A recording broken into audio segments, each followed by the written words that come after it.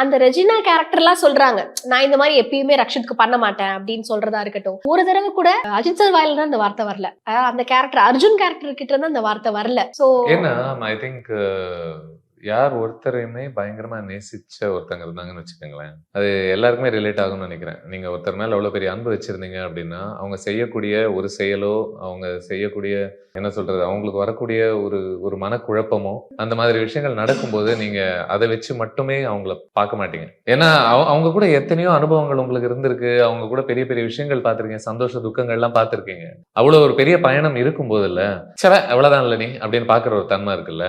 உண்மையிலேயே அன்பு இருக்கிற மனசு அவ்வளவு சுலபமாக அது பண்ணாது. அதனாலதானே நம்ம நிறைய இடங்கள்ல இந்த இந்த ஆனர் கில்லிங்லாம் நடக்கும்போது எனக்கு ரொம்ப எனக்கு என்னால புரிஞ்சுக்கவே முடியல. அதெல்லாம் எப்படின்னா, இவ்வளவு நேசிக்கிறீங்க, ஆனா அந்த ஒரு விஷயத்தினால மட்டுமே அவங்கள நீங்க டிஃபைன் பண்ணி ஜட்ஜ் பண்ற ஒரு தன்மை ஒண்ணு இருக்குல்ல. அது ரொம்ப எம்பத்தி இல்லாத ஒரு பார்வை, அன்பு இல்லாத ஒரு பார்வைன்னு நினைக்கிறேன்.